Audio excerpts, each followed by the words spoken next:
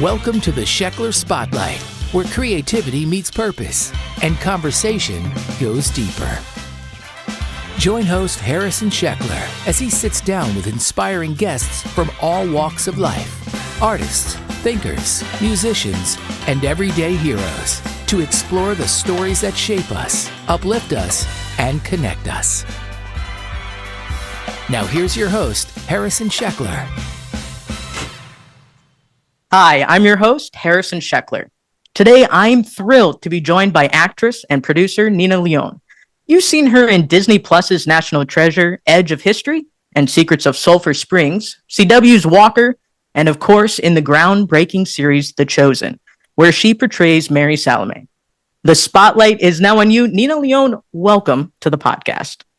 Thank you, Harrison. Thank you so much for having me. I appreciate it. I am super excited to visit with you today.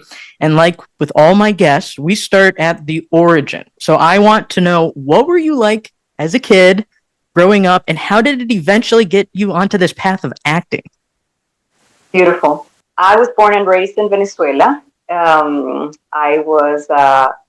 studied in a Catholic school called San Francisco de Asís and in Maracaibo. I was very studious, and I was always a very good student, but I had an artistic side, which wasn't necessarily, parents don't necessarily like that back in Venezuela. Necessarily, you should have a career and go do normal things. So I did that, and I have a degree in economics. As a child, I was super, super chill and super happy. I had a happy childhood, no problems there. Everything checks. I went a lot to the beach.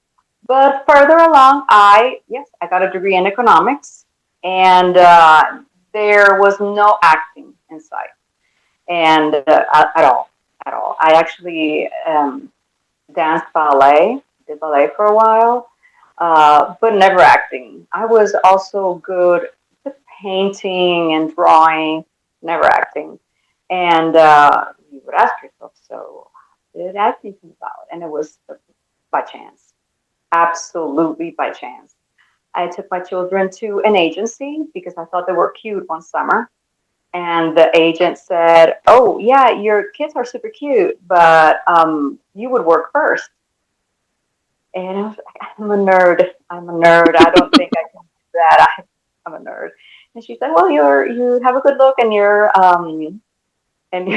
bilingual." Wait, Harrison, I literally am looking like this because the stand is going down. Oh. If you need to adjust, you can. Soon you're going to be at the bottom of the screen here. Like this. We didn't know you had a comedy side too, so. The agent said you would work first, and she said, just audition and see what happens. And I started to audition, and I started booking all these commercials. I was surprised and also super happy. I said, "Oh, I didn't know that I could actually do this." So I started taking classes in Houston as a way to improve the performance in commercials. But those classes, I loved the classes, and my coach back then, I said, "I'm only going to take 90 days of classes so that I'm done." And he said, "Don't go. I think you can actually do this. Stay a little bit longer and try it out." So my agent started sending me out, and I started booking. But yes, it was by chance.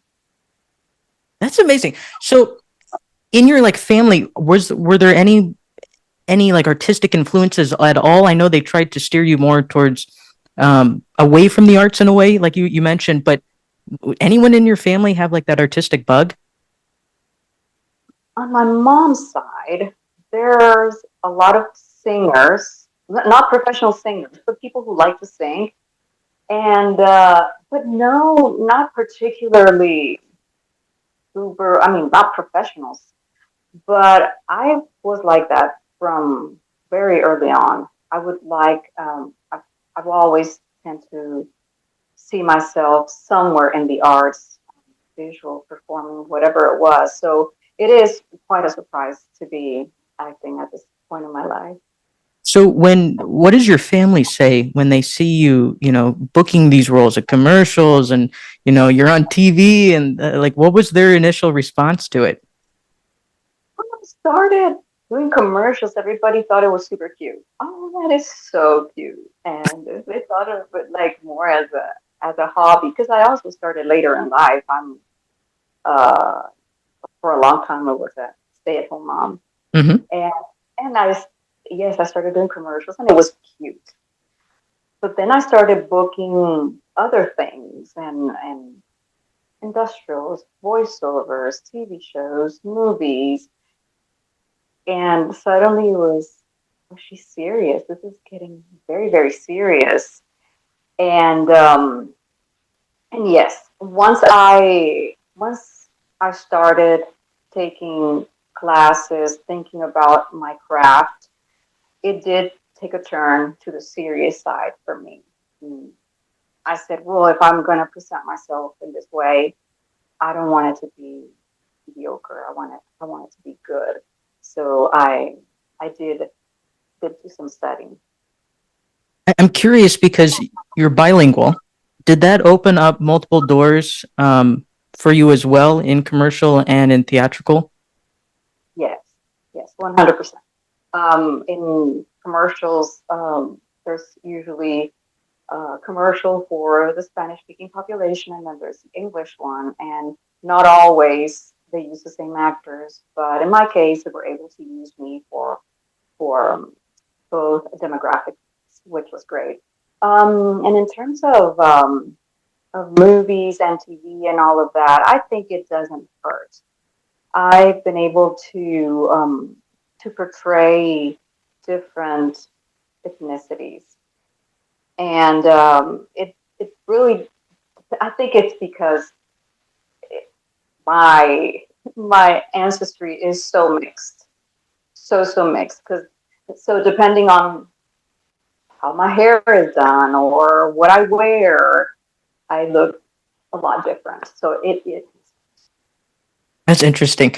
So when was like the first moment? So you let's say where it became not just cute, but people were like, "Oh wow, this is actually like a profession. She's going 100% into this." When was that pivot point?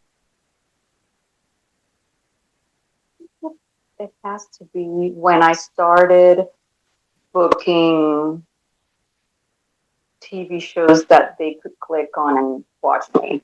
So it was probably, probably when I booked my first Disney show that was widely available. It wasn't just an independent movie there. Where did we watch that? So I think that was it, like where they could find me. Oh, you are actually doing this. But I would say that was the point.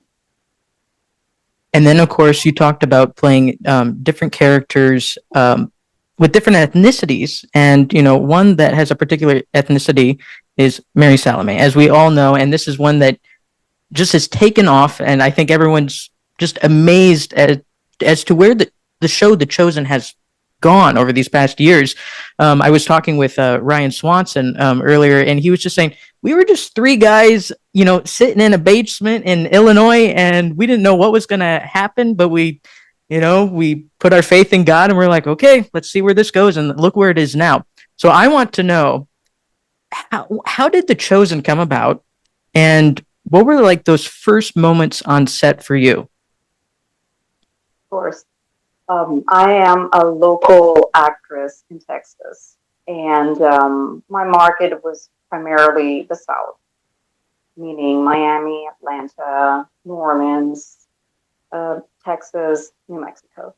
That was my market. So I got this audition, and I got this audition, and there was the description. I said, "Wow, what a great idea!" And initially, the I read for Mary Mother, Mm.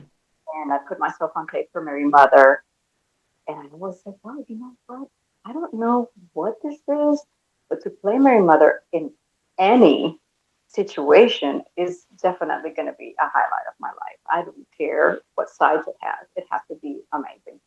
So I did that audition, and I got I'm going to say a tape callback. again asking me to do Mary Mother. And I got a call back. Got a call back with Dallas and the casting directors in person, where I portrayed Mary Mother. To me, it was a good audition. They He made me feel super welcome. There was no nerves there, and when they gave me a couple of directions, do it this way, do it that way, I felt successful. And I've said this in several interviews. And then he walked me out the door and he shook my hand and he said, "You are going to be in this show." I didn't know if I should be happy. I was like, "Thank you." I got in the car and I was like, "Good to me, like tree number one, cloud number two, maybe vase number 10." I don't know, what should I expect? But yeah, so then I waited to see what happened. And I think it was, less than a week when I got the notice that, the other funny thing that happened with the casting, my agent calls me and says, "Nina, the chosen wants to offer you a role." Okay. It's Salome. Salome? And I remember her name is Kat. Kat, I can't dance. I don't think I'm of the age of Salome. And my dad was right next to me, and he says, "Oh, all the wise women, you get Salome." He was so disappointed.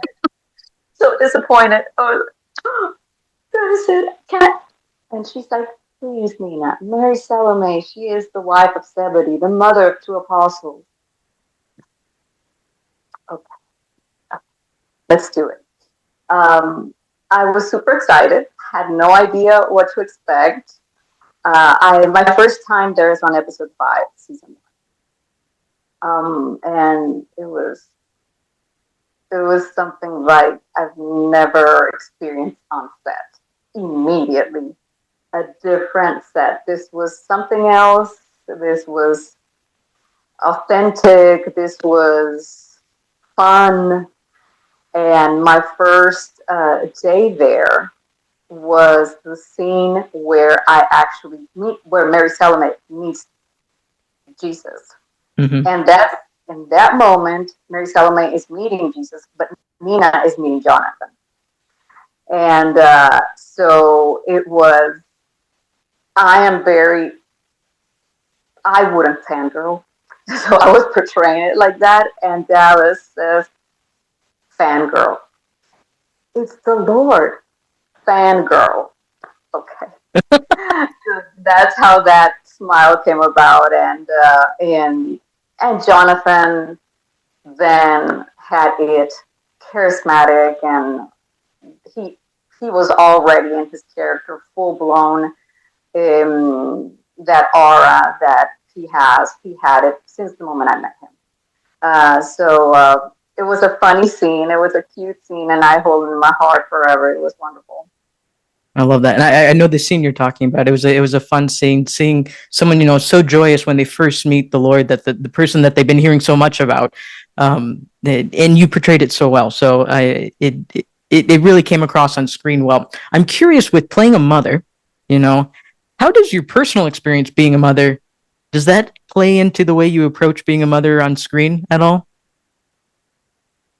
Not with this character. Um, she is. I'm a lot more relaxed and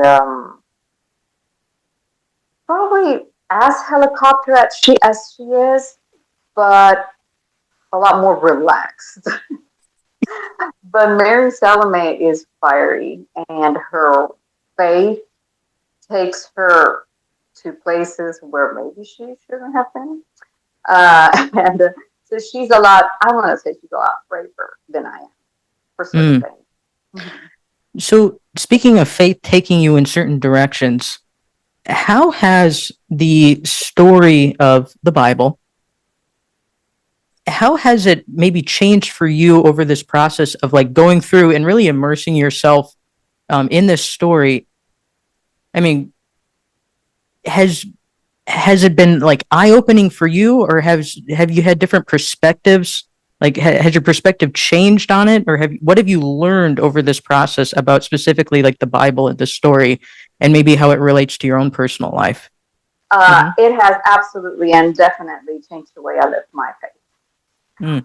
It has made me, and I explained it in another interview. I felt like the old timey radio where you just tune up and you hear static and you could hear the music, but you just had to dial it in so you can hear the music clear. I felt my being that way. Like I had static and I wasn't hearing the message very well. And then I tuned in through this show with the help of Mary Salome, and it's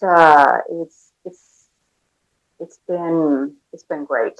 I've had personal experiences where um, I just I just don't know what I would have done without this show. I lost my mother in January, Mm. and while I'm immersing myself and getting ready for season 6, I had this event in my life that was so painful, and it helped me. It helped me preparing for crucifixion, thinking about the loss of my mother, having that faith in our Lord and in the pain that He went through, and while preparing myself for that, it helped me heal from the loss of my mother. Yeah. Well, I'm sorry to hear about the loss of your mother. That's always hard. And, I think when we can lean on our faith, it gives us a little more comfort and understanding and a little sense of peace. And, I think it's nice that you were able to find that also through the process of exploring, the chosen in the story and bringing those stories to life in a way. I'm curious, when it started to take off through the different seasons, what was the reception from the audience that you observed, and why do you think it resonated with so many people? Like, why do you think this is successful compared to so many other productions that are, are going along the lines? Maybe they're portraying Jesus, but why do you think this one stands out? Well, various reasons, but I think the writing, the performances, but in the writing meaning, these not only Jesus, but the rest of us have full fleshed lives that are relatable. All these characters are flawed. They are all flawed. They make mistakes, but we all have in common that we love our Lord. We have this faith, and I think that's why it's fascinated.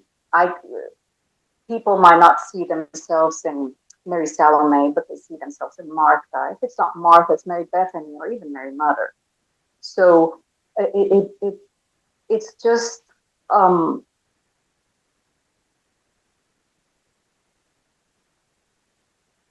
companionship to my faith, and I was okay. And certain times I would be. Today I'm feeling like Thomas. So it's so relatable.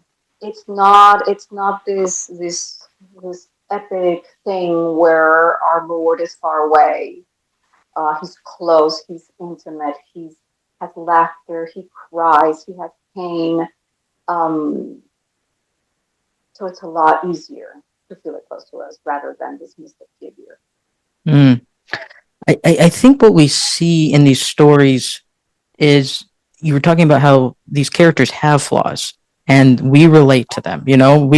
We're all flawed human beings, and I think that's what's appealing to us, is like, oh, you know these aren't just some fairy tale stories, they're actual real fleshed out beings, and you're bringing it to life, which I think is so beautiful. God calls, he doesn't call the equipped, he equips the called. And, the people in the story that you're portraying, they're some of the most ordinary people, but he's equipping them with something so much greater. And it's the greatest story honestly to be ever be told. And so I think it's a blessing that you have this opportunity to be a part of it. And I just love just where the whole production is taking or going with it. And I'm super excited for the next season. So now, has your character wrapped on season 6? Yes. So I know you can't really give spoilers. If anyone had to have a spoiler, I'd say go read your Bible right now. But where can season 6? What can we see with that, and specifically maybe with your character, without any spoilers? What can we expect in this upcoming season that you just filmed? He learns the ultimate lesson of love and pain. Mm. Yes. We know where she comes from. We know her demeanor. We know she's fiery. We know that she's a woman of faith, the mother of 2 apostles. She's just, oh, she's just so strong. And going into season 6, she has to experience things that I think she never thought she would experience. And it's a lesson for her because of where she comes from, because of what she wanted for her children. And it's going to be fleshed out why the answer was no. Mm. And pain and love. And it was hard work, but I hope you guys enjoy the performance. I worked very hard on it. And while I was doing these scenes, that was my thought process. My thought process was, this is the greatest lesson of love and pain she's ever going to get in her life. Oh, that's beautiful. What is your process when you're given a scene, and you're reading through it? Like, what's your process as an actor, trying to dive into the role and like learn the lines? I feel like everyone kind of has their own routine. What's your specific routine? Yes, for me, you go ahead and read what it's about, and you, for me, learn your lines. You learn your lines in a way that they get out of the way of you performing. Because if you do it the opposite, then you can't fully participate in your craft as an artist because the lines are there. So yeah, you haven't learned them. Learn your lines. After that's good and done, that is the foundation. The foundation is your lines. Then you go and you explore. How do you want to say these lines? What is this a woman in pain? Is this a woman who has betrayed someone? And then you can give the colors that you want. But for me, it's after you learn those lines. In the case of Mary Salome in season 6, the preparation began even before I got the script. And in the immediate moment, it was through music. Through music? Mm-hmm. Yes, I had all my preparation done months before, but moments before action, Mm-hmm. I used music. Wait, so how exactly do you use music? I'm very curious because that's my world. I'm a professional pianist, and yeah. So I'm like, okay, you're talking my language. So Yeah. how does that pertain? I'm curious. Of course, there are certain, there are certain tunes, there are certain lyrics that I'm very vulnerable to. And there are only like 3 or 4 songs. Mm. And when it's time to be in front of the cross, to be in front of the scourging, I play those songs. I go away from my castmates. I listen to those songs. I go to that space where that song takes me, and I let my emotions go. Mm. And that basically opens this door. The music opens the door, and then the rest is acting. I love how you could pair multiple mediums, art mediums to help find that sweet spot of what you're trying to portray. That's interesting. I've never heard that approach before. Have you had any colleagues who approach it the same way, or? Pretty sure there are people out there and probably castmates, but this was a journey for this was a journey for me. As a person, I don't get very emotional or teary eyed. That's not who I am. So in the journey of, um, of finding my voice in these very dramatic scenes, I tried many things. I tried trigger words. I tried bringing back past experiences. And what worked for me was music. The lyrics and the melody just opens that door and it happens. I'm curious. So when you are getting into these emotional scenes, very trying too, does that carry over, for the day? Does it do those emotions stay with you? Like when you're not on set in character, is it draining? Does that make sense? Yes, of course, that makes sense. It is very draining, and you perform, and you're doing these extremely dramatic scenes, moments in history, and you go to this very dark place. And once they say cut, it's not done. And the actor is, for some actors, they stay there some minutes, and but we all need like a moment. For Mm-hmm. me, it takes, I don't know, it takes quiet. I have to go sit by myself, be a little quiet, maybe half an hour of just drinking some water, and it goes away. You don't stay there forever, but yes, it stays with you after they say cut for a little bit. Yeah. See, there's so much that we don't get to see as just sitting on our couch. It's just we think, oh, it wrapped up nicely at the end of an hour. But there's a lot of work that goes into it in preparation. I worked on a set. It was a TV show called For Life. We were filming in New York, and I remember there was one scene. It was a death scene, and it was the actor had to take. It was a friend. His friend in the scene passed away, and he asked to portray losing his friend. And there's a lot of production assistants and people in the room watching this, and on screen it only looks like two people, but there's a lot of people around you that you have to perform in front of as well. So I could assume that being so vulnerable in front of so many people could be really difficult as well. But it was interesting because this specific actor, he had to take quite a bit after this one take to compose himself to do another take because he was so invested and it felt like a personal loss to him. And I assume over all of these seasons and times on set, you've kind of had emotional attachments with some of the your castmates, and it's like a family. I'm curious, what is day to day like on the set of The Chosen, and then with these people who become your set family? What is that like? I'm going to tie the previous question with this one.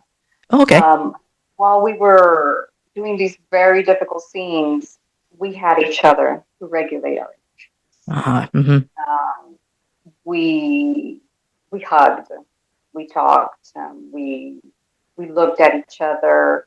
That clip that the Chosen series put out, it's very real. Those all those pictures, all those moments were taken when the cameras were off, and usually after this intense pain and crying, he would say cut, and we would find one another to regulate. Um, Dallas was magnificent. He was an amazing director. Um, he helped me a couple of times where my character couldn't let go of that pain, and he personally helped me work through it. So yes, um, through that through that family. we were able to do all of this and not stay in that state of pain. Um, we have learned about each other. We've managed to discover each other so well during all of these seasons. I've worked with some of the cast many times, and I haven't worked with some at all. So it's very interesting. But the group that I have shared with, it's been amazing. They are awesome artists and people, and I it's been great. They are amazing, I and love our seeing on your experience. face how you light up when you talk about them. It's awesome. They're super funny. And our experience in Italy just basically took this group and put it in the middle of nowhere, and we had no choice but to be with each other. And through this uh, different place, different smells, different food, different everything, this cross, and definitely the fact that we had brothers and sisters there to that we can count on made the difference. That's awesome. What were some of the different places that you had the chance to film? Because a lot of it's in Texas, but you said there are some other places. What were some of the other film locations? We have Texas, we have some in Utah, Mm. and in Italy. And have you done all three places? Yes. Ah, okay. So it's wow. So you really get to see a lot of different cultures in a way. Do you get to explore? I mean, because one, you know Texas because you know you're from there, but like Utah and then Italy, did you get a chance outside of the days you had to shoot to kind of explore a little bit? We have some time off, and Yeah. yes, yes. In Utah, you go ahead and you walk around. Some of the actors went for hikes and enjoyed the area. Very beautiful. In Italy, we worked a lot, but we did have a couple of weekends where we were able to walk around Matera, get some good gelato, good food. Some of us went to the beach. I went to a beach, a town called Monopoly. Some others went to the Amalfi Coast. So we did get some couple of relaxation station days, but not a lot. No, you're working. You know, it's work. It's not a vacation necessarily. But I think that's exciting. And Italy's definitely on my bucket list to visit. I haven't visited Italy yet, and I definitely want to go. You know, with just the historical background and like you said, the Amalfi Coast is a pretty place too. So I take advantage of traveling when I can when I'm not working. You know, so um, outside of acting, what are your interests? Like what is relaxing to you? What other artistic endeavors or just other interests that we might not know about? Hey, I'm very interested in self care. I do yoga. Hmm. I prefer to cook at home. I do that when I can, but I've bounced from one place to another, so it's very hard to like have a routine. And what else? I enjoy my family and friends. I enjoy a good cup of coffee in the afternoon. I am very, very chill. And I have, you know, having the chosen and getting to film, it just feels so much. And talking to Harrison, and then meeting fans. I have fans that I don't like to call them fans. I like to call them friends. Hmm. Um, and we've actually have become friends, and it's been amazing. And from all over the world, it's just a blessing. I love that. That's super exciting. What have people said about their experiences? So like these friends, you know, what did they say when they see The Chosen and they see your character? Um, well, they approached me when we first met. They've approached me and said, "Oh, your scene with particular reason."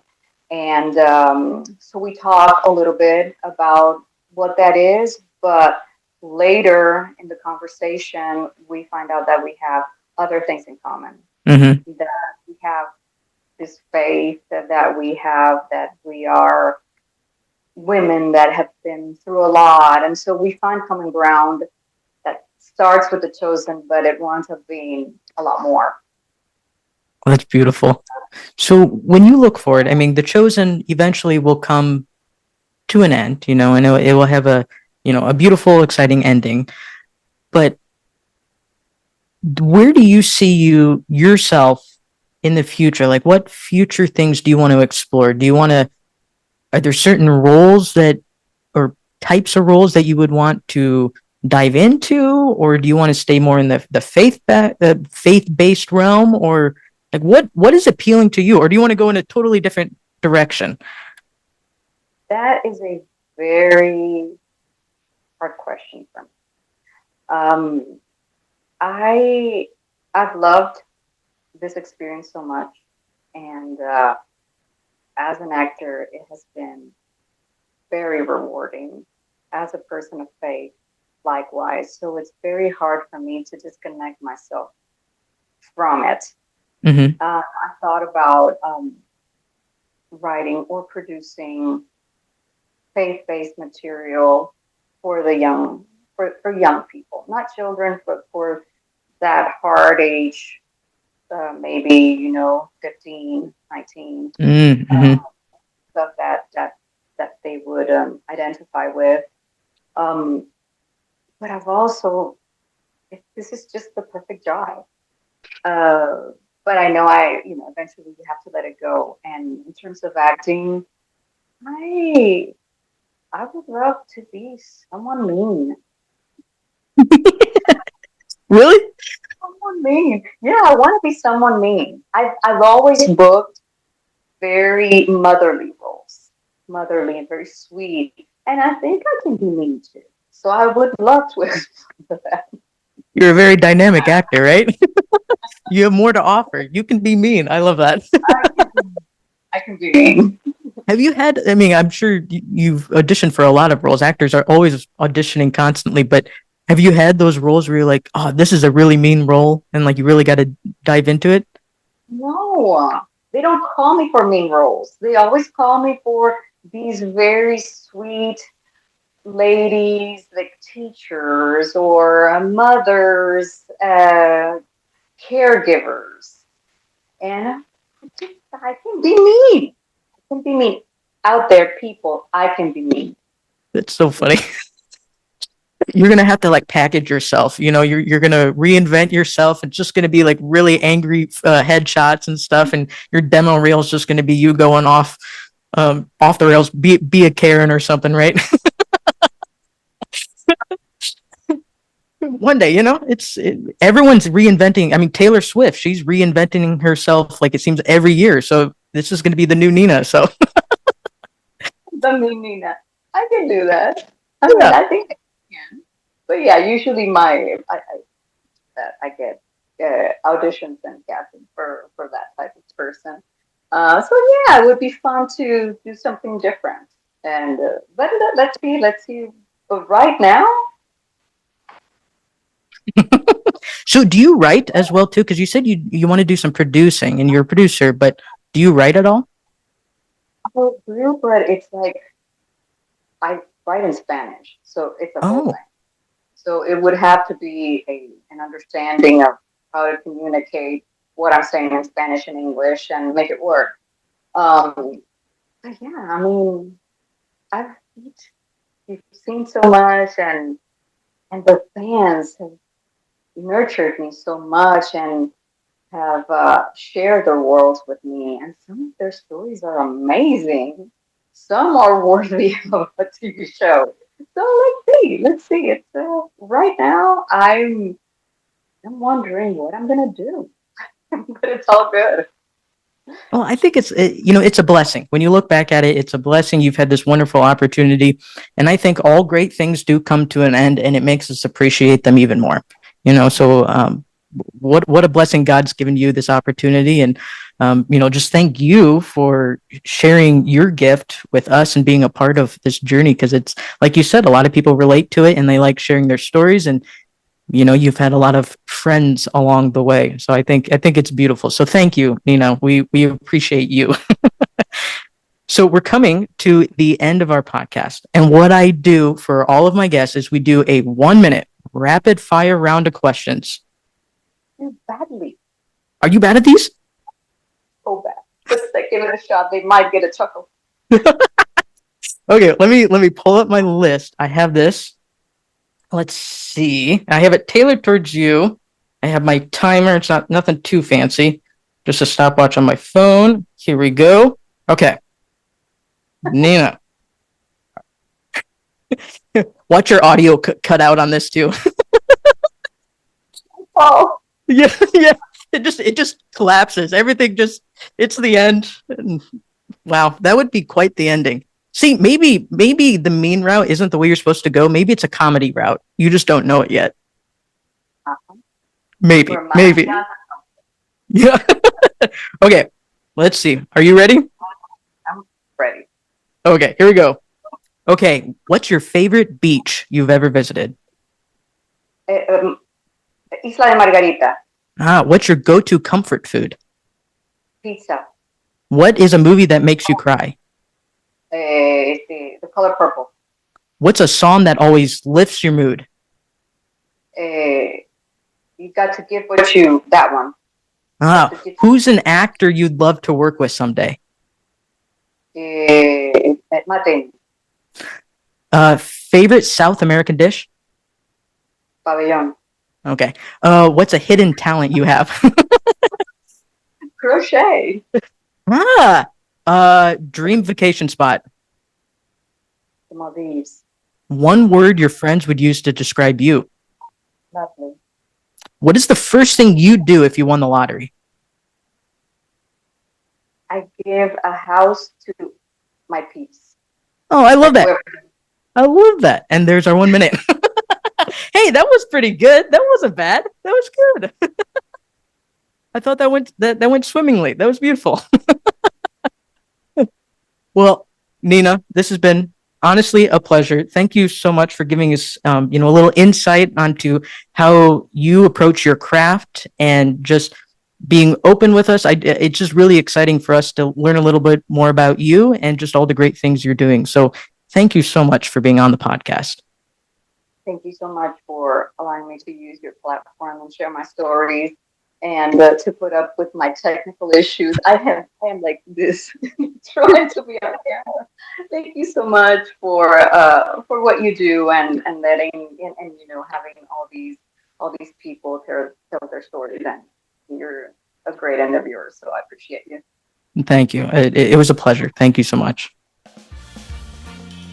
Thanks for listening to the Sheckler Spotlight with your host, Harrison Sheckler. If you've enjoyed this episode, be sure to subscribe, follow, and share the show with a friend. New conversations drop regularly, so stay tuned. And thanks again for listening and being a part of the journey. Follow Harrison Sheckler on social media and visit harrisonsheckler.com to learn more.